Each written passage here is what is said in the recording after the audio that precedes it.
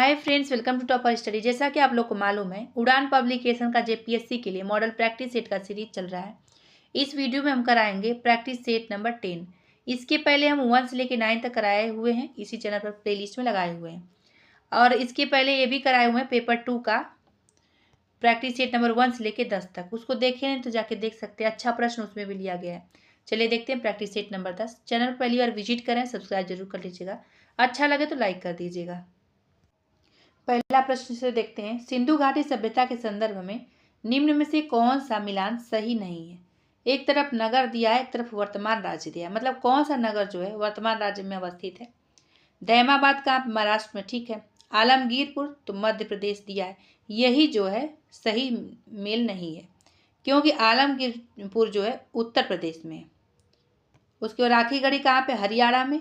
और उसके बाद रंगपुर गुजरात में। ये सब सही है। तो इसका आंसर पूछा है, जो सही नहीं वो बताइए। तो आंसर होगा बी। निम्नलिखित में से किस राज्य में प्राचीन वल्लभी विश्वविद्यालय अवस्थित था। इसका आंसर सी होगा, गुजरात में। सिंधु घाटी सभ्यता के निम्नलिखित स्थलों पर विचार कीजिए। देखते क्या पूछा गया है। उपरोक्त स्थलों को क्षेत्रफल के अनुसार छोटे से बड़े क्रम में व्यवस्थित कीजिए।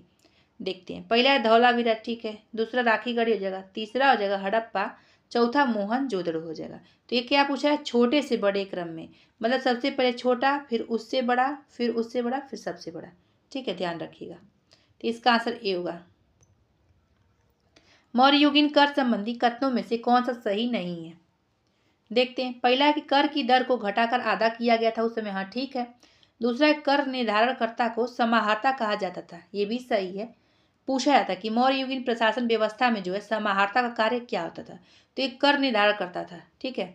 तीसरा है कि कर के संग्रहणकर्ता को सन्निधाता कहा जाता था। देखिए, संग्रहणकर्ता तो अलग हो जाएगा और निर्धारणकर्ता अलग हो जाएगा, दोनों अलग अलग हैं, दोनों अलग अलग कार्य भी हैं। तो सन्निधाता कहा जाता था इसको। अब ये भी पूछा जाएगा कि आपको कि सन्निधाता किसको कहते हैं मौर्ययुगीन प्रशासन व्यवस्था में। तो संग्रहणकर्ता जो कर का करता था उसको कहते हैं। अब इसमें डी दिया कि कर की चोरी करने वाले को देश से बाहर निकाल दिया जाता था। यही जो है सही नहीं है, क्योंकि इसमें बाहर नहीं निकाला जाता था देश से, मृत्यु दंड हो जाती थी। जो कर की चोरी करता था वो क्या किया जाता था, मृत्यु दंड दे दिया जाता था जो कर का चोरी करता था। निम्नलिखित गुप्तकालीन विद्वानों पर विचार कीजिए। इसमें पूछा क्या गया है कि उपरोक्त में से कौन चंद्रगुप्त विक्रमादित्य के नवरत्नों में शामिल थे। देखते हैं। तो इससे पहला क्या होगा, वरामिहिर, हाँ ये शामिल थे। दूसरा आर्यभट्ट, नहीं। ब्रह्मगुप्त, ये भी नहीं शामिल थे। भास्कराचार्य, ये भी नवरत्नों में शामिल नहीं थे। तो आंसर होगा केवल एक। अब इन नवरत्नों में से पूछा जाता है कौन शामिल थे कौन नहीं थे। तो इसकी अच्छा है, प्रश्न पूछा जाता है। तो देखिए कौन कौन थे। वरामिहिर थे, कालिदास, बेताल भट्ट और धन्वंतरी भी थे। धन्वंतरी के बारे में बहुत बार पूछा गया, ध्यान रखिएगा। और कालिदास के बारे में आगे क्या होंगे, वर रुचि भी थे, अमर सिंह थे, शंकु थे और छपड़क थे और घटक पर क्या थे, तो कूटनीतिज्ञ थे। इनका कार्य कूटनीति करना था, ठीक है। नेक्स्ट देखते हैं। मध्यकाल के एक बड़े संघर्ष जो है त्रिपक्षीय संघर्ष, इसके संदर्भ में सही कथन जो नहीं है उसके बारे में बताना है। पहला दिया, यह संघर्ष जो है पाल, प्रतिहार व राष्ट्रकूटों के बीच हुआ था, हाँ हुआ था। दूसरा, यह संघर्ष जो है कन्नौज पर आधिपत्य के लिए था, हाँ था। तीसरा क्या कि यह संघर्ष लगभग 200 वर्षों तक चला था, ये भी चला था। डी वाला क्या है कि यह संघर्ष जो है अनिर्णित ही समाप्त करना पड़ा था। तो इसमें पूछा गया सही कथन नहीं है, आंसर होगा डी। अब डी सही कथन क्यों नहीं है, क्योंकि इसका निर्णय निकला था और जीत किसकी हुई थी, प्रतिहारों की जीत मिली थी। 7वें नंबर पर चलते हैं। बुद्ध शिकन कहा जाता है किसे, तो इसका आंसर महमूद गजनबी को कहा जाता है। कुतुब मीनार के निर्माण में योगदान रहा है किसका किसका, तो आंसर होगा डी, उपरोक्त सभी का। किसका, कुतुबुद्दीन ऐबक का, इल्तुतमिश का और फिरोज शाह तुगलक का, तीनों का रहा है। लुसेंट में भी दिया है इन तीनों का नाम। वह मध्यकालीन शासक जिसने मादक पदार्थों पर रोक लगाई थी कौन था, तो आंसर होगा अलाउद्दीन खिलजी था, ए आंसर हो जाएगा। कृष्णदेव राय के अष्टदिग्गज में शामिल थे कौन कौन, तो देखते हैं। पहला तेनालीराम, हाँ शामिल थे। दूसरा तथाचार्य, नहीं ये शामिल नहीं थे। धनीचार्य कौन थे, तो ये भी शामिल नहीं थे। मणिचार्य, ये भी शामिल नहीं थे। बस तेनालीराम शामिल थे अष्टदिग्गज में कृष्णदेव राय के। आंसर होगा ए, केवल एक। 1857 की क्रांति को किसने प्रथम स्वतंत्रता संग्राम कहा था, बहुत बार पूछा गया। आंसर होगा भी, वीडी सावरकर ने कहा था और पूछा भी जा सकता है आप लोग में। भारतीय राष्ट्रीय कांग्रेस की अध्यक्षता करने वाला प्रथम यूरोपीय कौन था, इसका आंसर होगा बी, जॉर्ज यूले थे और कई बार पूछा गया इनके बारे में। लिखित तथ्यों पर विचार कीजिए। इसे पूछा गया है कि उपरोक्त में से कौन सा सत्य कथन है। सत्य कथन की पहचान करना है। पहला है मॉन्टेग्यू चेम्सफोर्ड सुधार 1909 ईस्वी में पारित हुआ, गलत। दूसरा है मार्ले मिंटो सुधार जो है 1919 ईस्वी में पारित हुआ, ये भी गलत है। तो आंसर इसका क्या होगा? डी। न तो एक सही है और न ही दो सही है। अब इसमें सही क्यों नहीं है? क्योंकि देखिए मॉन्टेग्यू चेम्सफोर्ड सुधार जो है 1909 ईस्वी में पारित नहीं हुआ, 1919 ईस्वी में पारित हुआ, ये ध्यान रखिएगा। दूसरा क्या हुआ कि मार्ले मिंटो सुधार जो है 1919 ईस्वी में नहीं, ये हुआ था 1909 ईस्वी में पारित। कब? 1909 ईस्वी में मार्ले मिंटो सुधार पारित हुआ और मॉन्टेग्यू चेम्सफोर्ड सुधार जो है 1919 में पारित हुआ। ये ऊपर का नीचे दे दिया है, जैसे यहाँ पे 1919 की जगह 1909 दे दिया है, ठीक है, ध्यान रखिएगा इसको। आंसर इसका डी हो जाएगा। चलिए नेक्स्ट देखते हैं। हड़प नीति के तहत किसे हड़पा नहीं गया था? तो इसका आंसर होगा डी, जगदीशपुर को नहीं हड़पा गया था।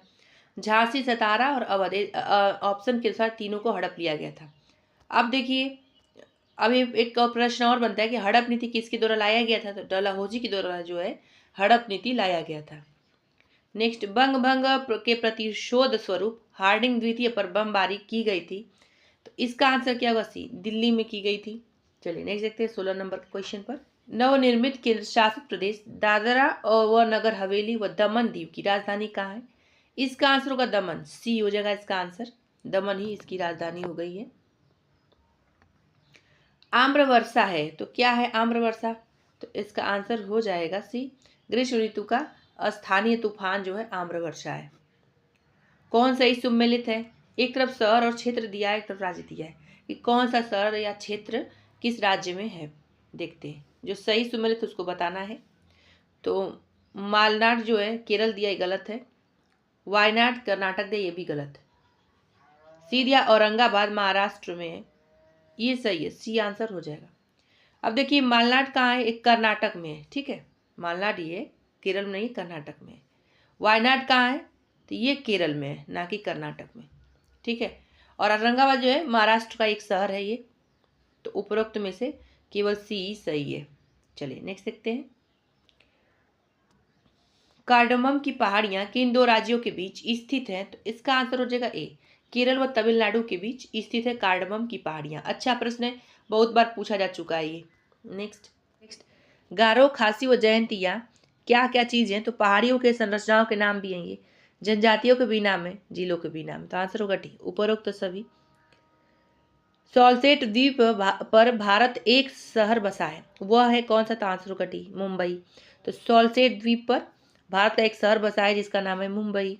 नेक्स्ट, भारत की सोने की खान है, तो इसका आंसर होगा कोलार खान जो कि मैसूर में है, हट्टी खान जो कि रायचूर में है, तीसरा होगा रामगिरी खान जो कि अनंतपुर में, तीनों है। तो आंसर होगा डी। भारत में पाया जाने वाला सबसे उच्च कोटि का कोयला जो पाया जाता है वो कौन है? तो आंसर होगा सी, एंथ्रोसाइट है जो कि जम्मू कश्मीर में पाया जाता है।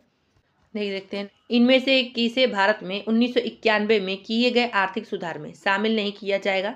आंसर इसका सी होगा, राष्ट्रीयकरण। तो देखिए इनमें से जो है भारत में 1991 में किए गए आर्थिक सुधार में शामिल नहीं है राष्ट्रीयकरण, निजीकरण, वैश्वीकरण, उदारीकरण, तीनों शामिल है। निम्न कथनों पर विचार कीजिए। इसे पूछा क्या गया है कि उपरोक्त में से कौन सा कथन सत्य है। पहला दिया वर्तमान समय में भारत में राज्यों की संख्या 28 है, ठीक है। दूसरा है वर्तमान समय में भारत में केंद्र शासित प्रदेशों की संख्या 8 है, ये भी सही है। तीसरा क्या है कि वर्तमान समय में भारत में विधानसभा वाले केंद्र शासित प्रदेशों की संख्या 2 है, ये गलत है। सत्य पूछा गया तो इसका आंसर होगा बी, 1 और 2 दोनों सही है। चलिए नेक्स्ट देखते हैं। संविधान की प्रस्ताव को तो क्या किया नहीं जा सकता है इसमें से? तो लागू नहीं किया जा सकता है। अब इससे क्या होता है? तो संविधान का जो प्रस्तावना किया है ये उद्देशिका का ही है, इसको लागू नहीं किया जा सकता और इसका उपयोग जो है सर्वोच्च न्यायालय द्वारा संविधान के किसी अनुच्छेद या विषय की व्याख्या करते समय किया जाता है इसका उपयोग। बस इतना ही है। देखिए नेक्स्ट, किसी राज्य लोक सेवा आयोग के सदस्यों को निम्न में से किसके द्वारा हटाया जा सकता है? इसका आंसर डी, भारत के राष्ट्रपति द्वारा हटाया जा सकता है। निम्नलिखित में से कौन सा असंगत अनुच्छेद है? मतलब जो संगत नहीं है इसमें बताने गया है। तो देखते, नए क्षेत्रों का भारत में प्रवेश अनुच्छेद 2 में है, ठीक है। नए राज्यों का निर्माण अनुच्छेद 3 में है। संवैधानिक उपचारों का अधिकार अनुच्छेद 32, अच्छा प्रश्न है। चौथा के राष्ट्रपति की क्षमादान की शक्तियां अनुच्छेद 71 में बताया गया, यही जो है असंगत है, आंसर होगा डी। अब ये क्यों गलत है? क्योंकि देखिए भारत में जो संविधान का अनुच्छेद 72 है, इसके अनुसार राष्ट्रपति को 5 प्रकार की क्षमादान शक्ति प्रदान की गई है, अनुच्छेद 72 के तहत, ना कि 71 के तहत। अब जो कौन कौन सा क्षमादान ये भी पूछा जा सकता है, तो पूर्ण क्षमा करा सकता है, लघुकरण है, विराम है, प्रतिलंबन है और परिहार है। कौन कौन सा है? पूर्ण क्षमा, लघुकरण, विराम, प्रविलंबन, परिहार। ये 5 प्रकार की क्षमादान शक्तियां अनुच्छेद 72 के तहत राष्ट्रपति को दी गई हैं। तो यही होगा असंगत, डी हो जाएगा आंसर। निंदा प्रस्ताव यदि पारित हो जाए तो क्या होता है? पहला दिया संबंधित मंत्री को इस्तीफा देना पड़ता है, ठीक गलत है ये। दूसरा मंत्रिपरिषद को इस्तीफा देना पड़ता है, ये भी गलत है। तीसरा प्रधानमंत्री को इस्तीफा देना होता है, ये भी गलत है। तो इसमें से उपरोक्त में से कोई नहीं, यानी कोई भी सही नहीं है।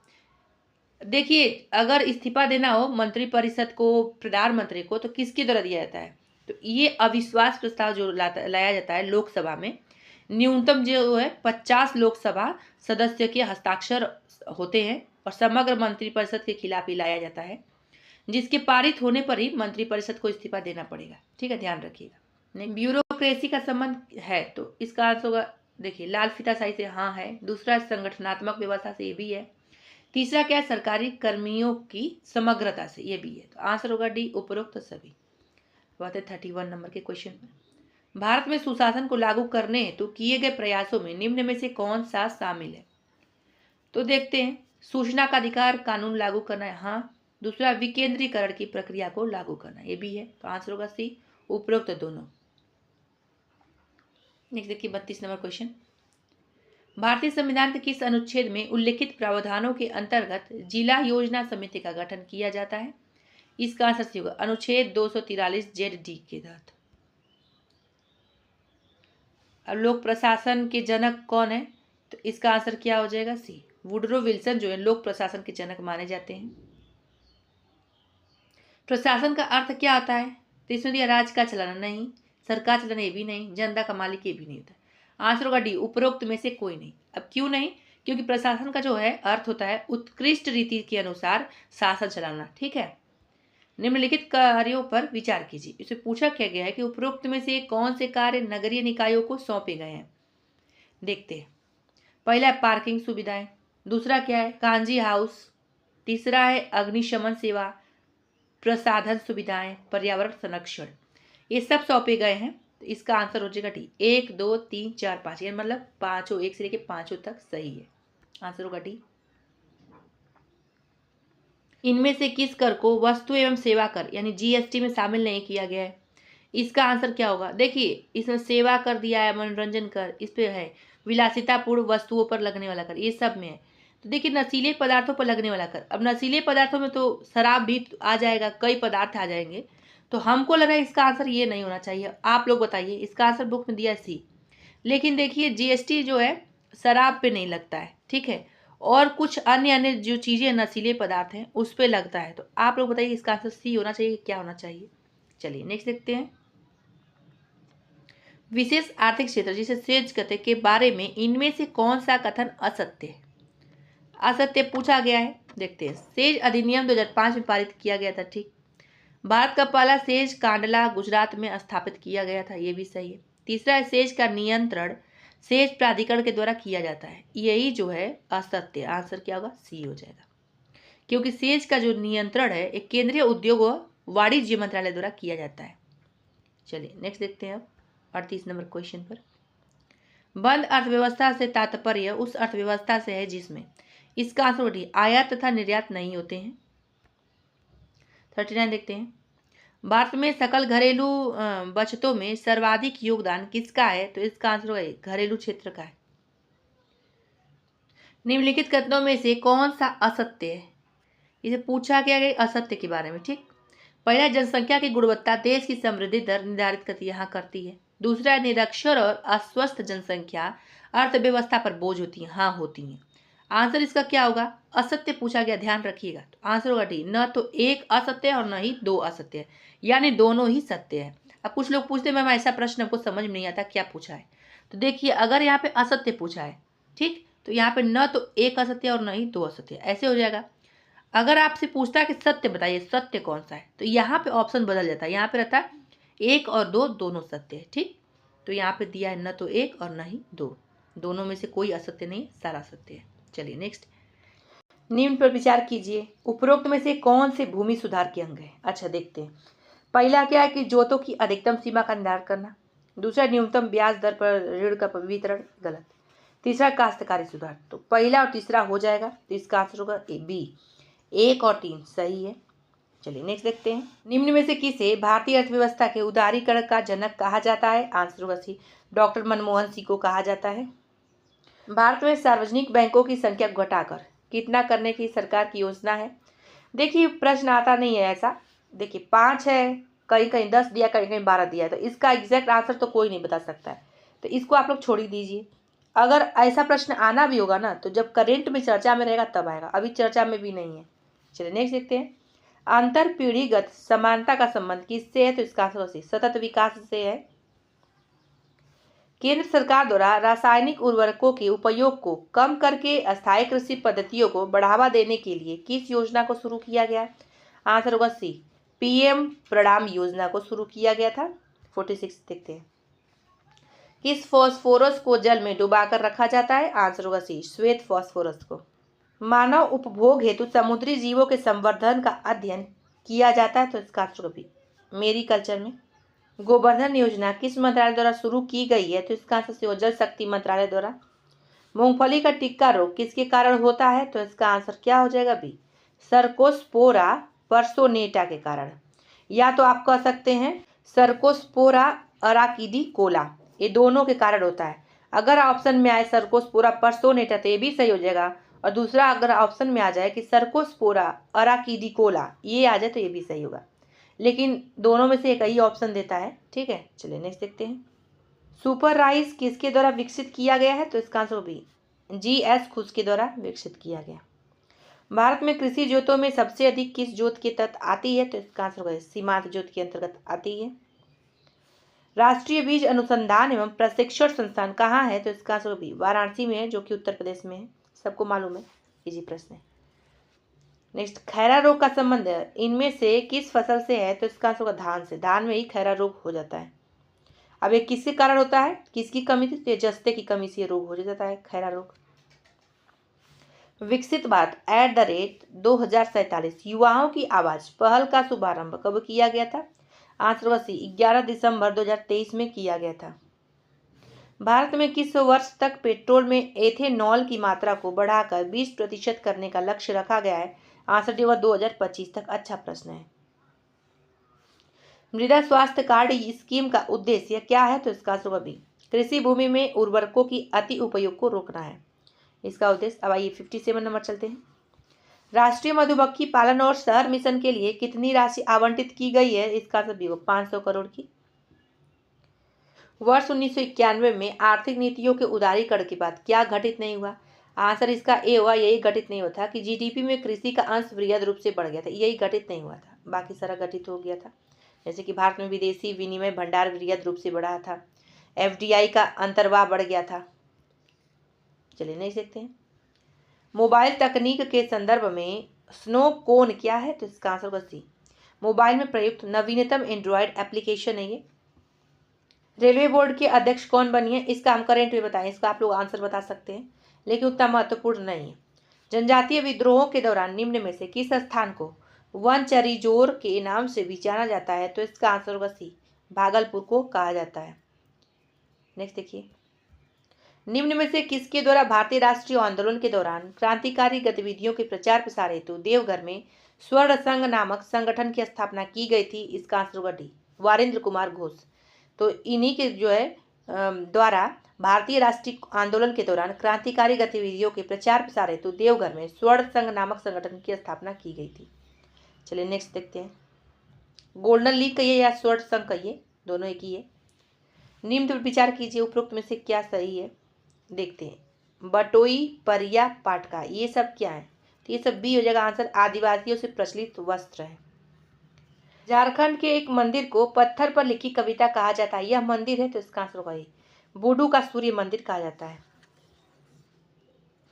नेक्स्ट, झारखंड के जनजातीय समाज के संदर्भ में निम्न में से क्या सत्य नहीं है। जो सत्य नहीं वही बताना है। तो देखते हैं, झारखंड का जनजातीय समाज मुख्यतः पितृसत्तात्मक है। हाँ है। झारखंड में जनजातियों में एकल परिवार की व्यवस्था प्रचलित है। ठीक है।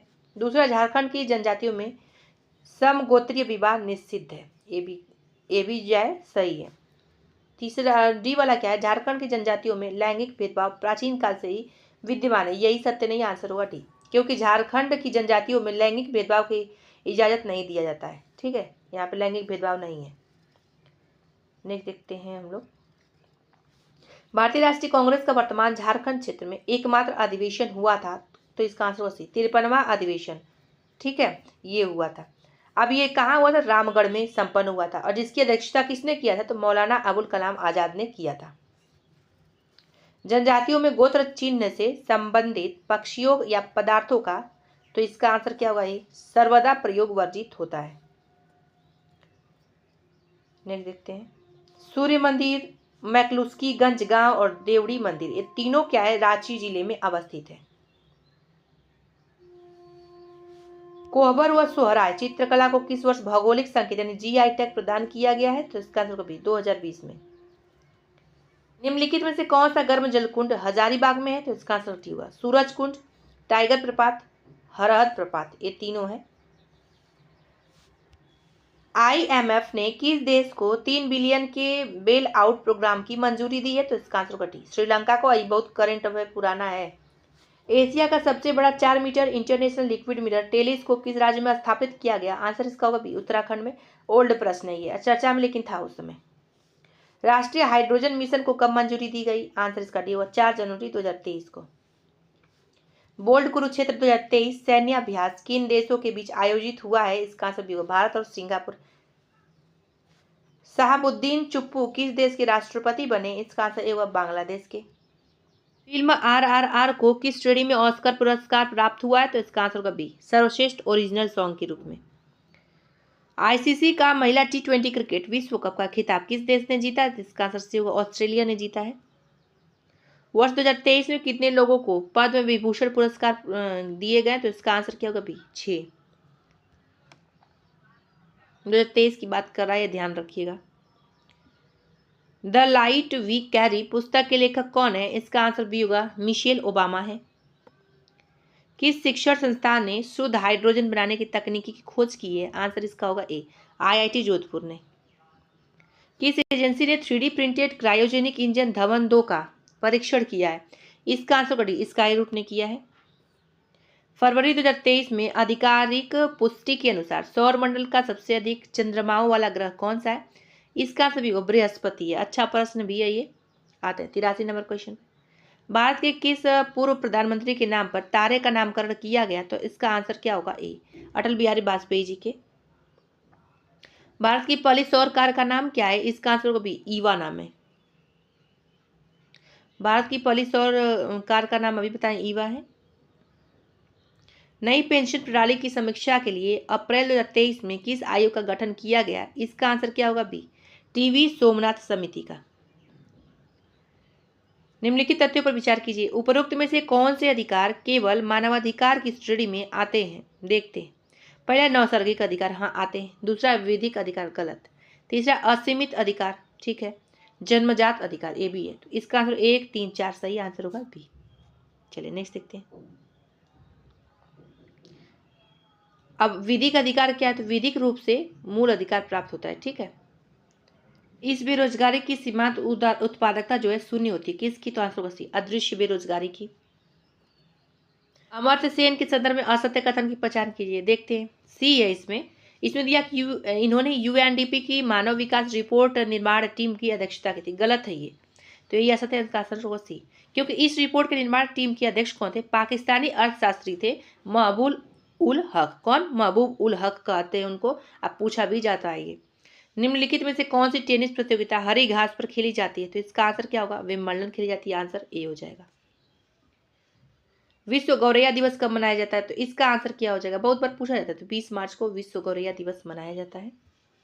वर्तमान में अंतर्राष्ट्रीय मुद्रा कोष यानी IMF, इसके प्रबंधन निदेशक कौन है, इसका बहुत इजी प्रश्न है, इसका करेंट में भी बताया इतनी बार और आप लोग को याद भी होगा, आंसर जरूर बताइएगा। नेक्स्ट, भूकंप के परिणाम को रिक्टर स्केल पर मापा जाता है, तो इसका आंसर क्या होगा, इसकी तीव्रता होती है 1 से 9, तो आंसर होगा बी। ठीक है, नेक्स्ट देखिए, 2011 की जनगणना के अनुसार भारत के शहरों में निवास करने वाली जनसंख्या कितनी है? लगभग में बताना है, तो आंसर होगा सी 37 करोड़, लगभग में। हमारे पारिस्थितिकीय तंत्र में ऊर्जा का प्रवाह होता है, आंसर होगा ये, एक दिशीय ऊर्जा का प्रवाह होता है।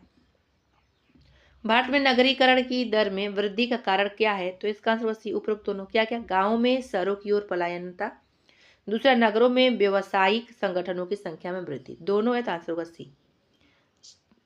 निम्नलिखित में से किसे भारत में जैव विविधता हॉट स्पॉट के रूप में पहचाना जाता है? तो आंसर होगा डी, पश्चिमी घाट को पहचाना जाता है और बहुत बारे प्रश्न आए, कई एग्जामों में आया है। निम्नलिखित में से किसका मुख्यालय जेनेवा में नहीं है? तो इसका आंसर होगा बी, विश्व पर्यटन संगठन। इसका क्या है? मुख्यालय जेनेवा में नहीं है। अब कहाँ पे है इसका? तो ये है मैड्रिड, स्पेन में इसका मुख्यालय है, ठीक है, ध्यान रखिएगा। निम्नलिखित में से कौन सा कथन सत्य है? तो इसका आंसर होगा सी, उपरोक्त दोनों। उपरोक्त दोनों में कौन कौन? संयुक्त राष्ट्र संघ के अंतर्राष्ट्रीय न्यायालय में 15 न्यायाधीश होते हैं। दूसरा, संयुक्त राष्ट्र संघ के अंतर्राष्ट्रीय न्यायालय में न्यायाधीशों का कार्यकाल 9 वर्ष का होता है, आंसर होगा सी, उपरोक्त दोनों।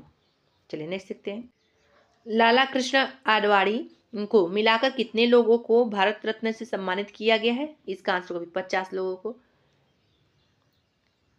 भारत विश्व कप क्रिकेट का 2 बार विजेता रहा है, इसका आंसर क्या होगा? बी, तीसरा और 10वां। अभी क्या दिया तीसरा और 10वां? तो ये संस्करण दिया कि किस संस्करण में विजेता रहा है। तीसरे संस्करण में रहा है और 10वें संस्करण में रहा है। तो फ्रेंड्स, ये पे वीडियो समाप्त होता है।